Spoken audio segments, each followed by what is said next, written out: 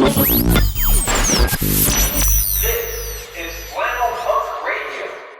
you for tuning in to Flannel Punk Radio. I'm your host, Corey Milton. Today's interview is from the Ophelias, who we spoke to at the Sanctuary in Detroit for their 2023 tour. Hello.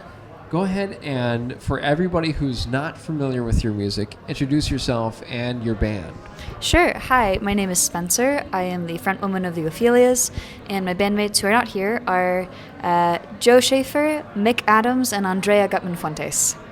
How would you describe your music? Our typical genre tag is moth music, which means something to us, but I would say indie rock with a violin is our kind of standard. But so what does moth music mean to you? We're from the Midwest. I think that a lot of times our music is more aptly described in images than in, like, indie rock or folk. How long have you been doing music for? We formed when I was a senior in high school. So this band in particular, I've been doing music for a long time before that, but this project, 8 years of this band, which is crazy. How's the band evolved in those 8 years? Oh my gosh. I mean, the most poignant example that comes to mind is 2 of our members are trans. So that is a pretty clear very big change in terms of, our old bassist left and our new bassist joined and our drummer transitioned, and we all went to college and then graduated college and are adults now, which is crazy. I don't know. It feels like it's been a very cool way to kind of track all of those big life events through a group of people that I met when I was 17. Which high school did you guys go to? I'm from Cincinnati, Ohio, so I went to Ursuline, the all-girls school, and then Mick and Andrea went to Walnut Hills. And which college did you guys go to? I went to NYU, so did Joe. Andrea went to OSU, and Mick went to DePaul and then University of Cincinnati. And I always like to ask this question whenever I find out, like, bands have met in college. And what did you major in? Oh my gosh. Okay, I did experimental theater, which sounds useless, but I do think I use it every day. Yeah. It was mostly like a degree in collaboration, trying to learn how to work with people, which I have found very helpful. Joe did film. Andrea did linguistics. She's actually getting her master's right now. We have a touring sub-violinist with us on this tour because Andrea is getting her master's in history and library science, which is very cool. And then Mick did psychology and English. Yes. What are some of your favorite tour memories? Oh gosh. I always love when we get to go to places that have totally different, like, geographies than the Midwest. Or I live in New York now, but, you know, those are 2 very kind of city-ish or suburban-ish places. So, I don't know, Taos, New Mexico, getting to go to the hot springs and go hiking. We saw a mountain goat. And then, you know, driving up the coast of California and seeing all of the... I went to Malibu Creek State Park and saw the most beautiful greenery I've ever seen. You know, just kind of getting to go to all of the places. And then also all of the regional food is so fun. I don't know, I have a hard time just choosing, like, this is the best memory from tour, you know? Do you have any fan moments that have stood out? Yeah, I mean... There have been a lot of... My favorite is when, like, younger teenagers come up to us and, like, we've had people make us buttons before, which is really sweet, or, like, write me letters, which has been very, very, I don't know, heartwarming and cool. I like getting to talk to people after the show, and honestly, any of that is my favorite. Just, like, anytime I get to talk to somebody, I'm like, this is the coolest thing that's ever happened to me. Challenging albums to make. To make? Yeah, like something that was every really album hard. is challenging. Yeah, in a good way. That's kind of why you do it, right? Because it's like, ideally a good album will challenge you to, like, push yourself in ways that you didn't before. It will encourage you to collaborate in different ways, to, like, you know, introduce new sounds and new techniques and new people. And I think that every album we've done has been challenging in a different way. And I think the nice thing is that I don't think we've had one where we've repeated the same mistakes. It's felt very much like, okay, we did one, we learned something, we took what we wanted to take with us, and then the next one you face a new set of challenges, and it's cool, it's good. I want you to pick the next song that I play on this show.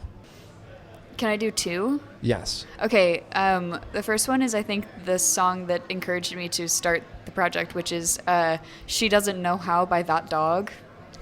Amazing. And then also my best friend's music, you should play Heavy Heavy by Pom Pom Squad. Okay. Yes. The next couple of questions are going to be asked by Hillary and Nick. Both are radio students for WPHS. Do you have any background in music besides what you've been doing for those 8 years? Yeah, a good question. Honestly, I thought I was going to go to school for opera for a long time.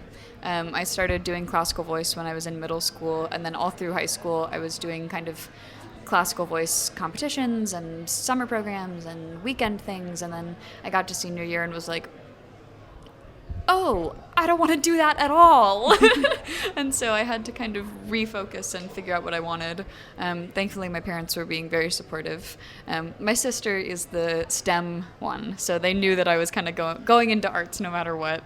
And I was able to go to the program that I was talking about, which was amazing. I don't know, I always feel like I people are like, what do you mean you went to school for that? And I'm like, it's the best thing I've ever done. It's amazing. So finding a cool program was great. But yeah, I was in another band or two before this one, but this was the one that kind of stuck, right? I started with ukulele, which, you know, I wanted to be louder than that. And so my dad let me borrow his guitar, which was awesome. And then I just started playing music. The first practice that the Ophelias ever had, we wrote the whole first album. So it was just like an immediate kind of click, which I got very lucky with. And do you have any favorite tour memories? Tour memories? Yes. Ooh, honestly, I feel like my favorite tour memory is always just like the bands that we get to play with too, where you get to meet so many cool people and see so much good music.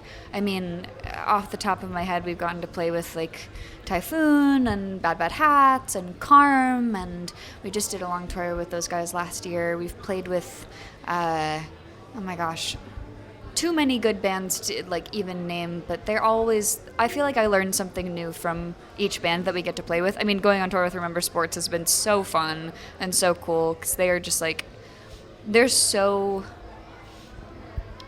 I'm going to say holistic, which is a weird word to use, but I think as a band, they're very collaborative and very holistic together, but then also as like friends and as bandmates, I really admire that. And so I feel like I just get to learn so much every tour we do. And do you have any advice for like upcoming or aspiring artists? Ooh, yeah. I mean, I think just like the best thing I can say is who cares if you don't have classical training? Just do what sounds good to you. Like, I don't have any formal training on guitar, and I feel like it's part of the reason why I enjoy playing it so much. So who cares if you don't have any formal training for what you're playing? And also finding community is like the best thing you can do, and it will make things so much better and so much easier. Just like, because music can be really hard. It can be really disheartening, and like finding a community that you feel like you have support and like trust in is the best thing you can do. Any questions, Nick? What'd you do for advertising? Like, how'd you go from 0 viewers or listeners to how many you have? Yeah, I mean, we got kind of lucky. We signed with a label when I was like 18. So it was through a pretty, serendipitous set of circumstances. But we ended up signing when I was pretty young. And then they helped us grow a lot of our listenership. But also, I mean, I think tour is a great way to do that because you're reaching new people every night. I found that for us, that's like the best way to do it because you're kind of meeting people, you get to talk to them one-on-one, you see someone play live, you kind of understand what the core of the project is about. And then also, I mean, I feel like social media right now is such a cool landscape because it's so like individual and you can kind of do exactly what you want, TikTok, Instagram, all that stuff. This is Spencer from the Ophelias. You're listening to WPHS 89.1 FM.